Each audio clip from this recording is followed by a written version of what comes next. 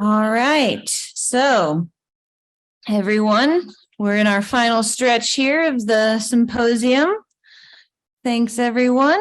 And we are going to now have our second to last speaker, Mr. Dallas Wynn.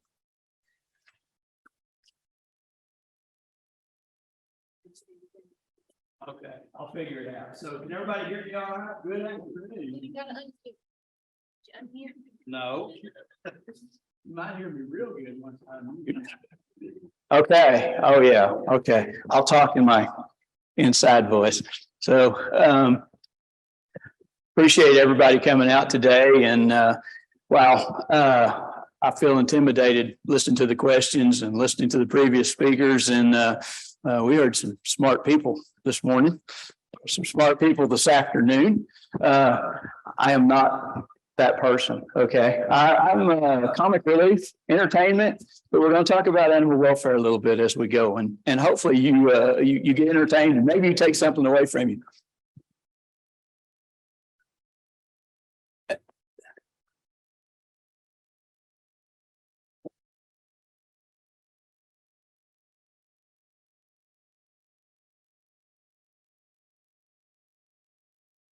So I work for Tyson Foods. I'm a senior manager of animal welfare. We're very proud at Tyson that we have animal welfare specialists assigned to every one of our complexes, in both poultry and also in our fresh meats, but particularly talking about poultry. And so it's very good that they get to work with doing the auditing, and they're all PACO certified internally, and do a lot of teaching and training and really trying to drive the culture. And that's what we're going to talk about a lot today. And the last presentation really set me up to talk about people and communication. And that's something that I'm passionate about. And so you have to hear my sermon on people and communications anytime I speak. Okay. We figure out a way to weave that in. But a lot of people say, okay, well, you already told us, Dallas, you're not really the sharpest tack in the room. And what exactly are your credentials? And that's kind of what I tell everybody. So, that's particularly the young people that work with me. I started back in the covered wagon days, and 34 years in the business. So I think that makes me like legacy plus or something. So the previous speaker was saying 20 something years in the 90s. And I'm like, yeah, I think we can go even further back than that. So anyway, really getting old and feeling it, but certainly wasn't covered wagon days, but it sure feels like it sometimes. You'll notice I like to move around a lot as well. So the things we want to talk about today, we want to talk about people and communication. And like I said, we got to set up for that last time, because we talk about how do we execute what we need to happen, right? And that's really what drives animal welfare.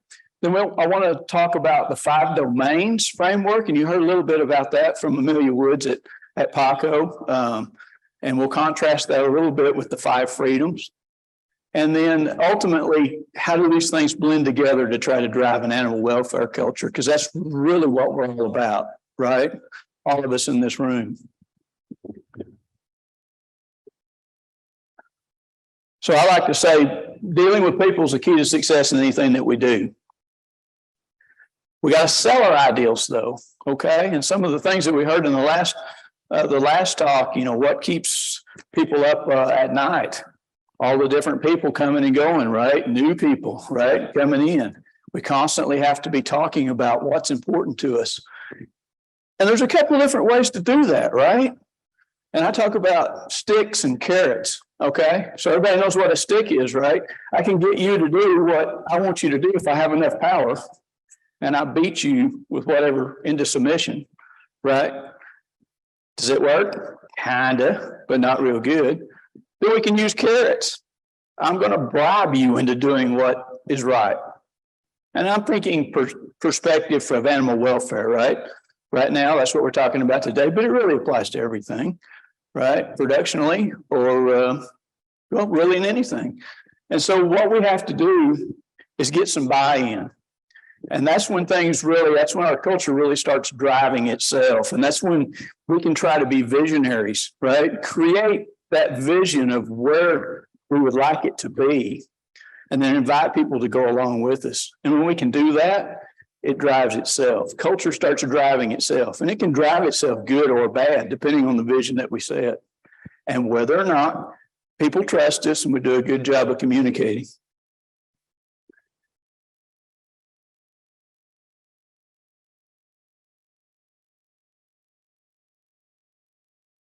Clay, may have to get Clay to come help me here.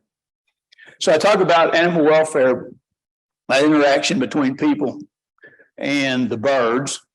We're talking poultry today. That's my background. But it's really that where the rubber meets the road sort of deal. And I think about it when we talk about, like Tyson, for example, that's who I work for. We're looking at harvesting 43 million birds every week. You think about the sheer numbers, right? And each of those birds, and we forget, we forget every one of them is an individual, right? And they didn't just wander in out of the jungle and assemble in these houses. We produced the eggs. We drove the fertility numbers. We hatched them. We put them in those houses. We played a part in that. That makes it extra important that we have a huge ethical and moral responsibility to take care of those words, but also something I heard from Dr. Candace Croney, care about them. And it's really, if you think about it, that's two different things, right? Caring for them is making sure you got feed, you got water, you got all that stuff. Caring about them is like, I wonder what kind of experience they're having, right? Two different things to think about. Is anybody sleepy out there? Because I need somebody to smile or mock me or throw some popcorn or something so I don't get nervous and pass out. I already told Clay he's my CPR guy besides my technical support. So what have we got to do? We said people are important. That's where the rubber meets the road. So there's an old story. I don't know whether it's true. I don't care whether it's true. I like it. It's a fun story. Anybody ever had the opportunity to work with a new poultry grower just coming on board and getting started? Excellent. Yeah, excellent. So I have too a few times back in the covered wagon days, but a wonderful experience most of the time, right? Because they're new just coming on. They want to do everything right. So how do I do this? How do I do this? I want to make sure everything's perfect. Every I needs to be dotted. Every T needs to be crossed. So the story goes, we've got a new grower just come on board. And the tech's been out there days and days in preparation for the flock that's coming tomorrow. And we've talked about ventilation, and we've talked about temperatures, and we've talked about the feed, and we've talked about everything. And we think we're ready for birds tomorrow. So the tech goes home. About 8 o'clock that night, phone rings. Tech answers it and says, "Look, I apologize for calling you. I know we've talked today, but I'm really worried about it. The birds are coming in the morning. I can't remember. What did you tell me I was supposed to do with my water lines?" Well, the tech's tired. We've talked about it. It's not that big a deal. He's going to be there tomorrow morning. Set them at eye level, right? That's what we do. We set them at eye level. Is anybody figuring out what's going to happen? So the next morning, the tech oversleeps a little bit, like, some of us are prone to do sometimes. But he gets there just as they're starting to unload birds and walks in, and guess what? Where are the water lines? Eye level. Communication, right? We want to do the right thing. It's not always about intentions, right? Well, I didn't intentionally do the wrong thing. I did what you told me. We take for granted, and I like to say, be specific when you communicate. We rely so often in our business on just falling back on common sense. And you see I reference it. What the heck is common sense? Show of hands. Who in this room does not have common sense? Yeah. Oh, well, we all got it. Yeah, I did ask that question one time to a group, and I had a young lady who I'm not sure she was paying attention, but anyway, if so, she really was self-aware, and I appreciate her honesty. But anyway, we all think we have it. And I was thinking about that this morning when it was pouring down rain out there, and I was watching it. Thankful that it was raining, but we could all look out there, use your imagination. Remember, it was raining this morning. We could have a guy standing in the middle of that road with the rain coming down, dancing the middle of the street, naked, and we could go out there to rescue him and pull him out of the street before he got run over and say, "What in the world is wrong with you? Don't you have any common sense?" And he'd be like, "Yes, I got common sense. I'm worried about that person over there, though. I don't think they do." We all think we've got it. And we rely on that way too often. Sometimes, and it's fun, I say it's fun, all the things that we're talking about this morning, all the where's science going to take us? What's the next step? But we can't forget that it comes back to being very specific. Sometimes so specific, the things that's like, well, that's just common sense.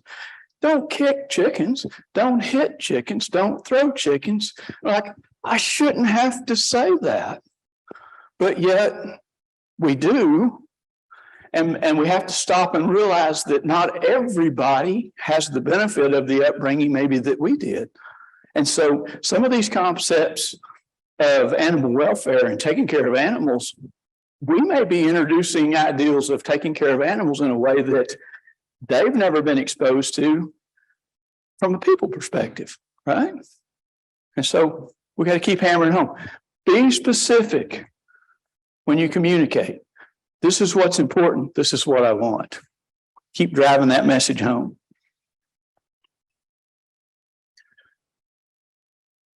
Okay. So a few communication basics.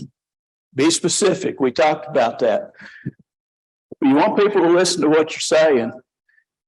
I fall back on a lot of Dale Carnegie stuff, and some of y'all probably heard this already, and I'm sorry if it bores you, but it bears repeating, because in my gazillion years in the industry, I can't tell you at all different levels, right, how many people don't understand these basics.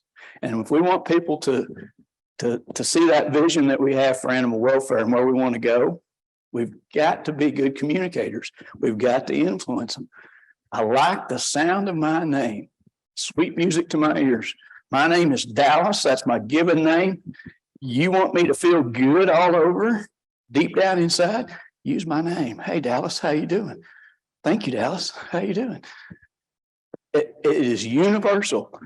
Figure out how to remember people's names. And if you're bad at it, just admit you're bad at it, okay? I remember you. I'm sorry, I forgot what your name was. Tell me again. It's much better than trying to fake it. But realize that that is a powerful tool, especially, let's say we're talking about folks, that picture we saw before, folks decking those turkeys, loading those turkeys. How about somebody can go to that, visit that farm and be able to recall that person's name and call them by name? Wow.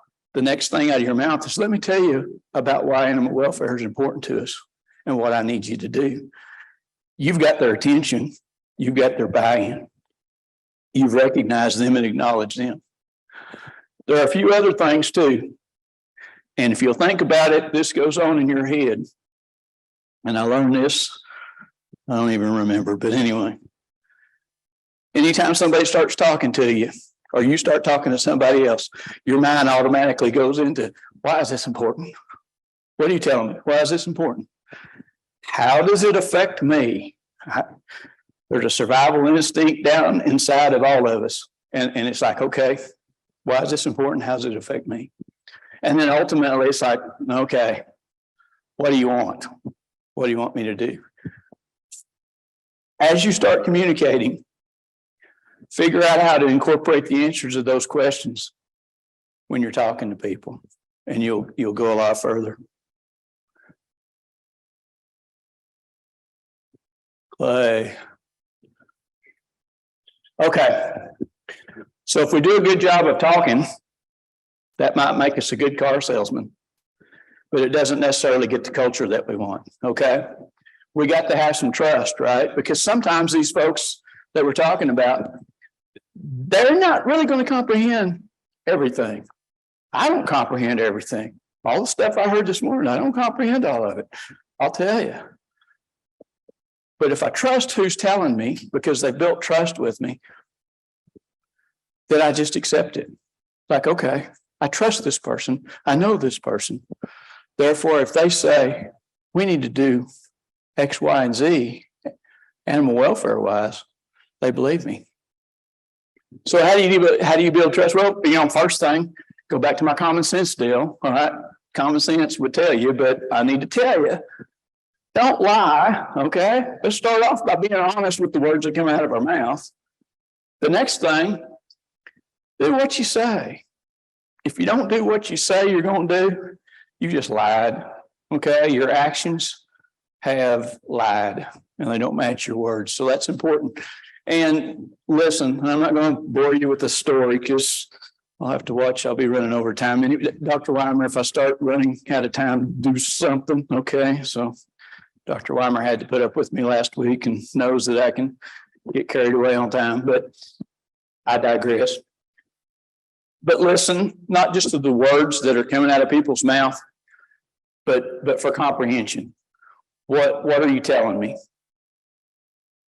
What is the message? What's important to you? And if you can find what's important to people and what they're really asking you, then you can tailor the message to help them understand what they need to understand. Super powerful. Everybody hates it. Everybody screws up. We all do. We all make mistakes. We don't want to acknowledge it. I don't want to acknowledge it. But wow, pretty darn powerful. If you just say, you're right, I screwed up. Let's talk about what we can do to make it better. Wow, powerful. Because then it's like when if you do that, then when you say, this is how it is, I stake my name on it, which I already said is pretty sweet sound, right? And, they'll believe you because it's like, yeah, I know Dallas will tell me he screwed up. I can trust him. If I can trust him, then the words coming out of his mouth about what's important in animal welfare, maybe it's important. Anybody have any questions so far? I like to do questions as we go. That way I'm not overwhelmed when we get to the end. Okay.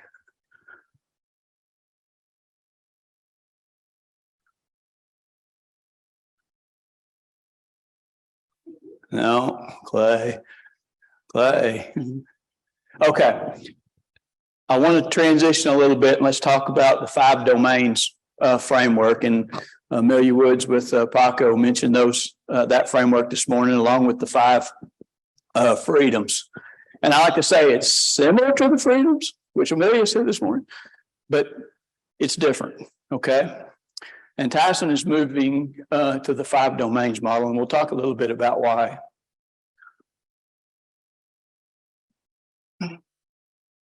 So just a reminder, and Amelia put it up this morning, and I appreciate that. I think everybody probably knows this, right? ABCs, we all know freedom, freedom, freedom, freedom, freedom. We got it. That model's been around since what, the 70s? So I think, and a whole lot of programs are based on that, and there's nothing wrong with it. It's a good one. Okay. But some of the challenges that go with it is that it focuses really on negative experiences. Okay. It's freedom from something bad. There's no accounting for anything that might be right or anything that might be good. And then some of them, and I throw thirst up there as an example. It's necessary for survival. We can't truly, we can't, a bird can't know that they need to drink unless they feel thirst to start with. But second, even if I put it into a human perspective, you don't truly appreciate how good something tastes unless you're a little bit thirsty to start with, or you're a little bit hungry to start with. And so if you don't experience that a little bit, then you do deny a little bit of that pleasure. And it starts getting complicated and confusing. But you don't have that measurement with the freedoms, right? It's either good or it's bad, which is, another thing. Can things not get, when they're really good, can they not get a little bit better? And when they're really bad, can they not get a little worse?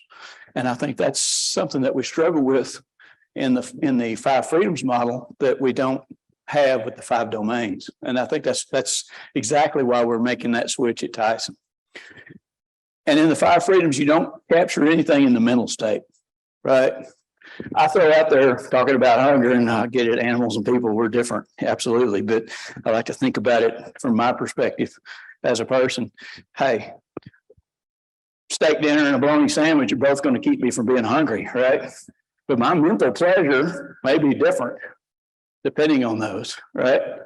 But I'll make it even deeper, right? If you feed me steak every meal for a few weeks, I may start deciding I get more pleasure out of the bologna sandwich. So that's the kind of stuff that we get out of the five domains model that you don't capture when you're just talking. Are they hungry? Or are they not hungry?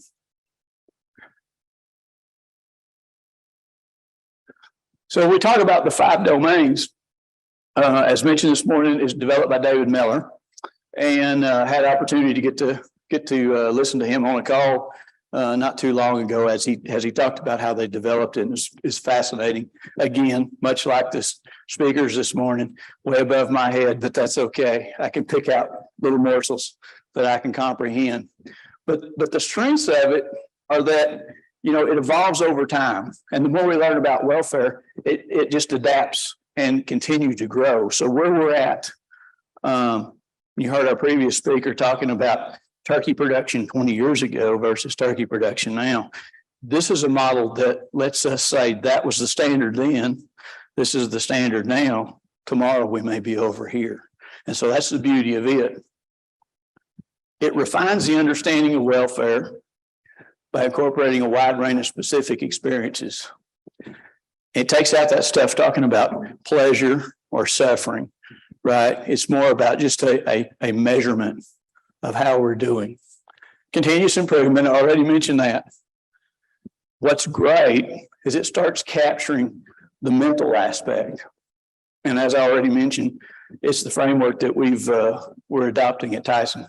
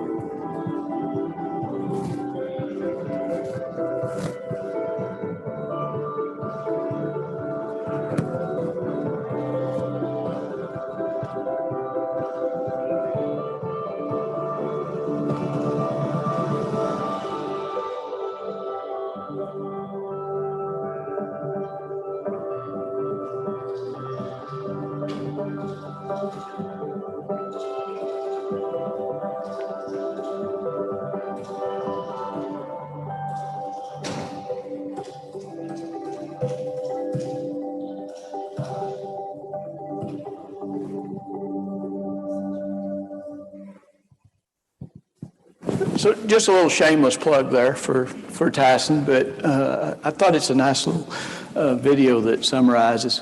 And as we walk through them and talk a little bit about them. So for the first domain, obviously, like we saw in the video, nutrition. And it's what we refer to as a survival-related physical domain. And a negative example, obviously, and again, similar to freedoms, but different, right? But restricted water or food, poor food quality, right? We start thinking about not just do we have it, but like my steak and bologna thought, we start talking about the quality of the diet, right? And the positive would be that, okay, I've got enough food and water. Is my diet varied? Is it balanced? Does it give me everything I need? Do I take, is it enjoyable? And so compared to the freedoms right now, like we just talked about, we're considering more than just that hunger aspect, right? We're considering what does that do to us mentally? And we'll get down to that. I say us, our animals. Second domain is the environment. So again, it's a survival related physical domain. When we talk about a negative example, it's an uncomfortable physical environment. Maybe it's unpleasant. Whereas positive is like, okay, I'm comfortable. It feels good. Again, we're considering more than just the safety and protection from the elements. Okay. Well, your birds are not out in the rain. So therefore we check the box on the 5 freedoms. Everything's good. Well, maybe not. Again, varying levels. Can it get better? Yes. Can it get worse? Yes. Always on everything.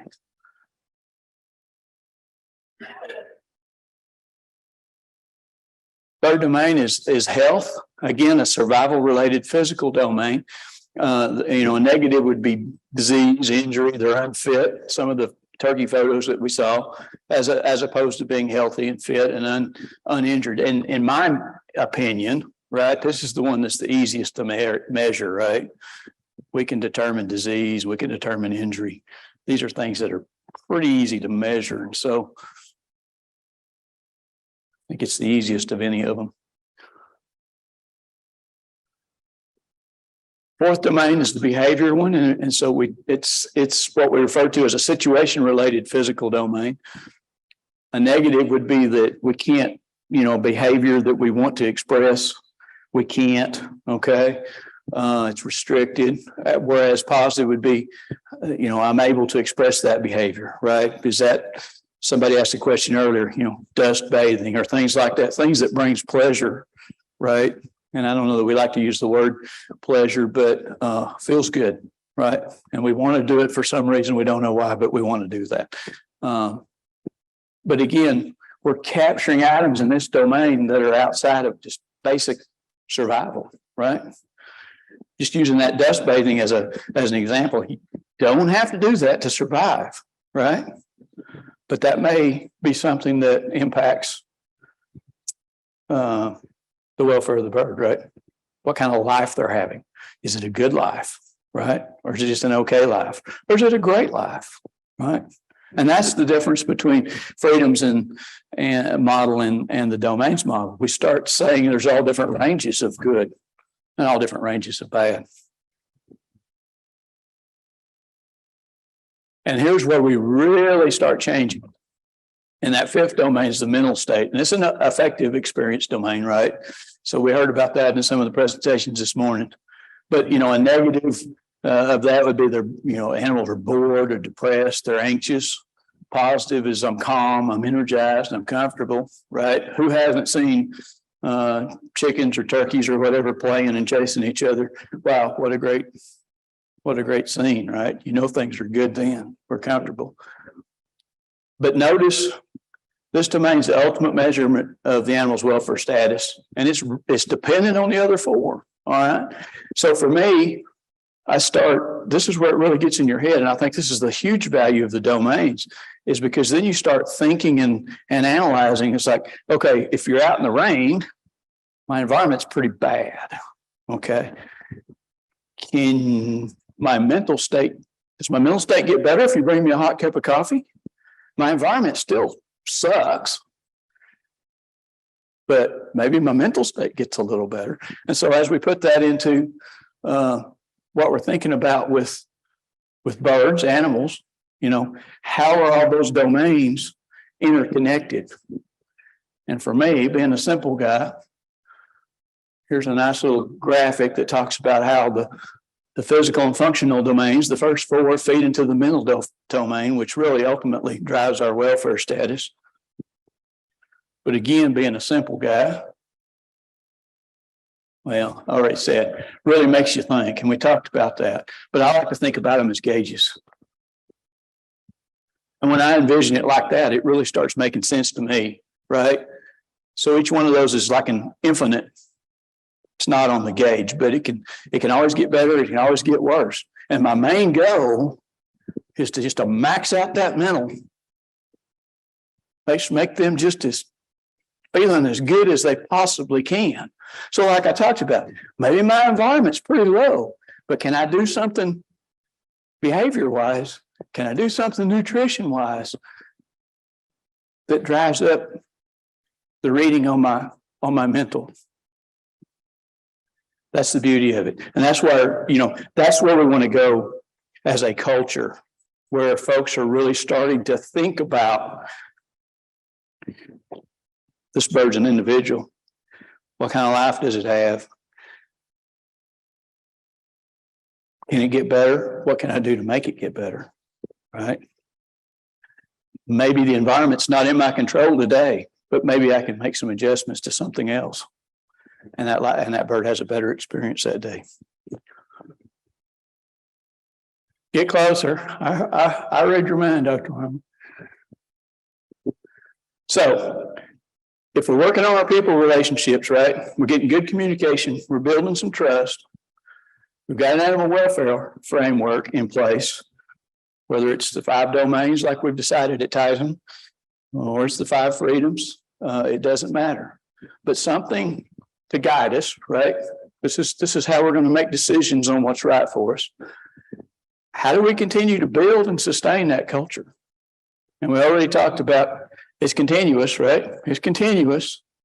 We got to keep working to maintain the status quo, but then we also want to drive it to the next level. How do we do these things?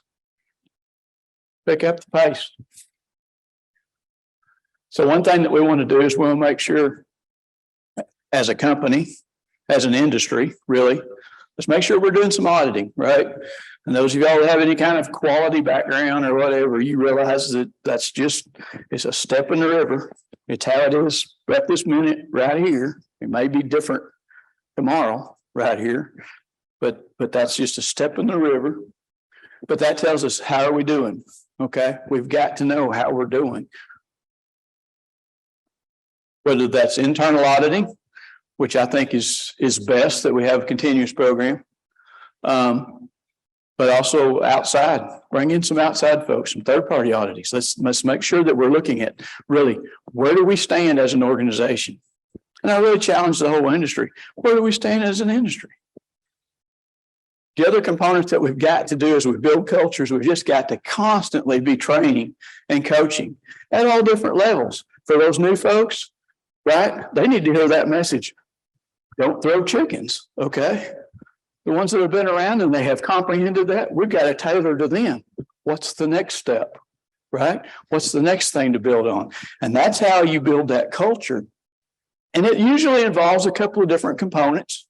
Certainly it does. This is how we manage it at Tyson, but there's always more than one right answer. But generally, you're going to have some general animal welfare training, which is the why, the basic absolutes, the common sense that we should already know, right? And we're going to do that with everybody. And then more job specific, right? If you're decking turkeys, this is what we need you to know from an animal welfare perspective, right? If you're hanging chickens, this is what we need you to know. If you're a grower, this is what we need you to know. Kind of like the last presentation. This is how we need to make decisions on culling, right? And why it's important. So.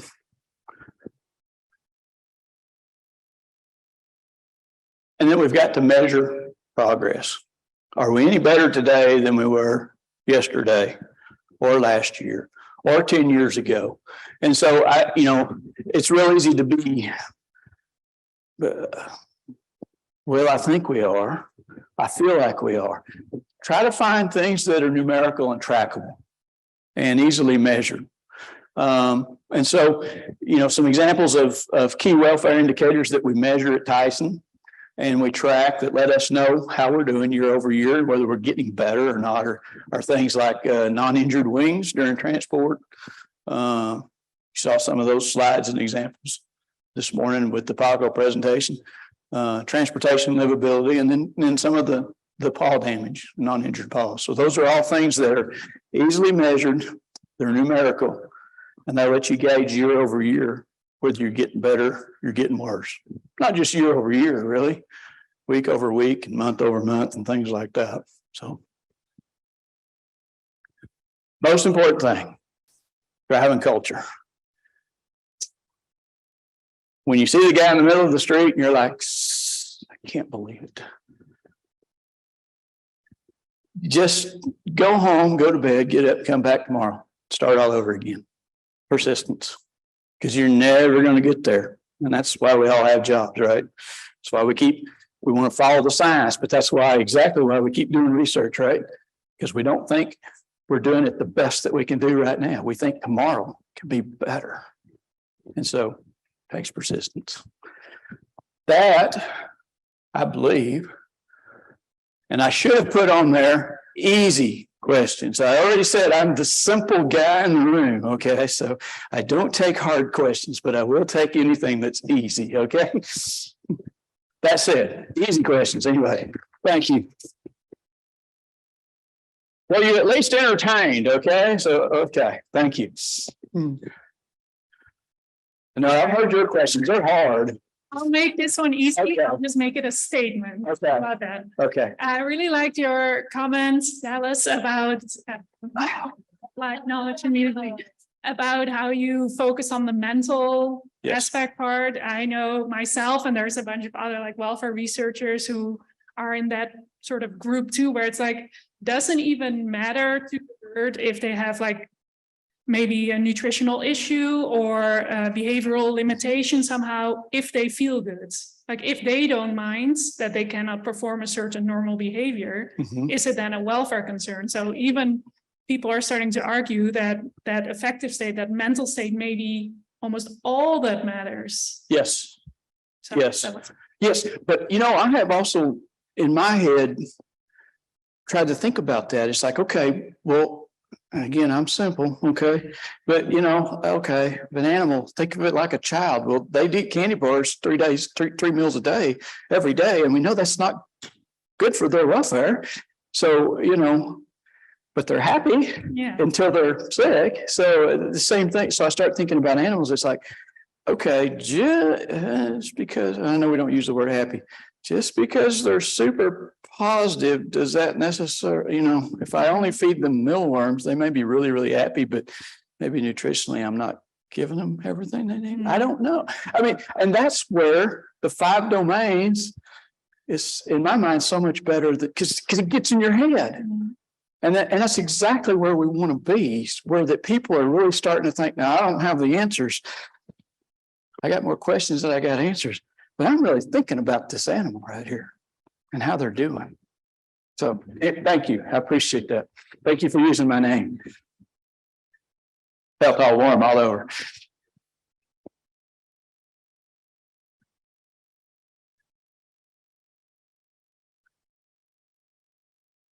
Can you comment on some of the metrics that you might review company-wide on animal well-being?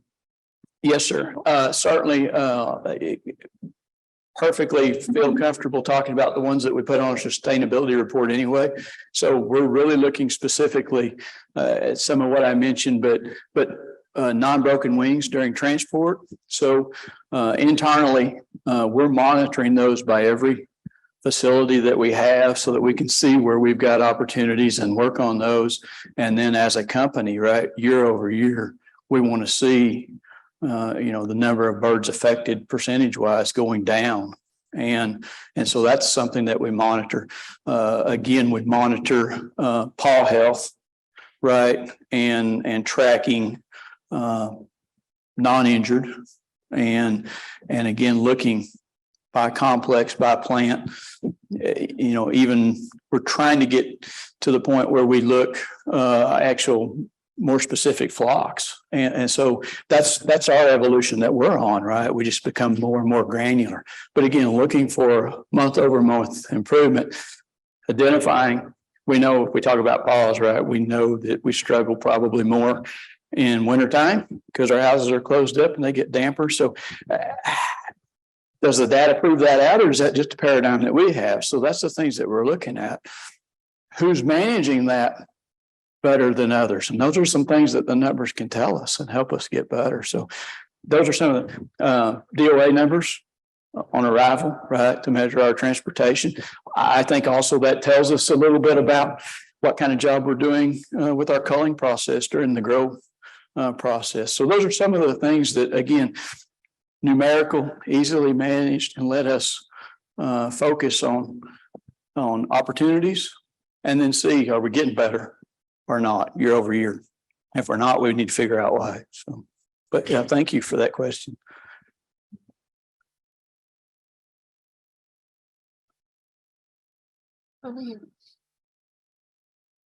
Thank you for your presentation. Thank you. Just to follow up on those key performance indicators, that's, I appreciate what you put in that sustainability report. And from a scientific and industry perspective, we know those are great measures. Is there something more that the consumer might be looking for, and how can we potentially change those metrics into something they can easily understand? Yeah. So I don't know, to be honest, but you are exactly right. And if I could answer that question, I'd probably be, president of the company. And as you all know, first of all, we got a business to run and we're feeding the world, right? And we should be proud of that. But consumers are also very fickle, right? Okay, I want cage-free eggs, even though I don't know what that means. But by the way, I want them to be 50 cents a dozen.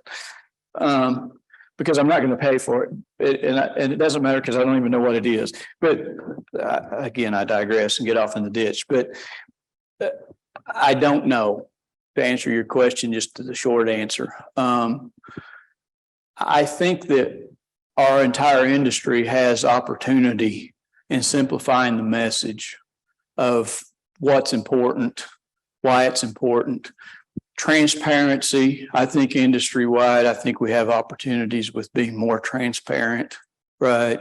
And we talk about, well, people don't know where food comes from. Well, I agree. I started out as a young person that didn't know where food came from, okay?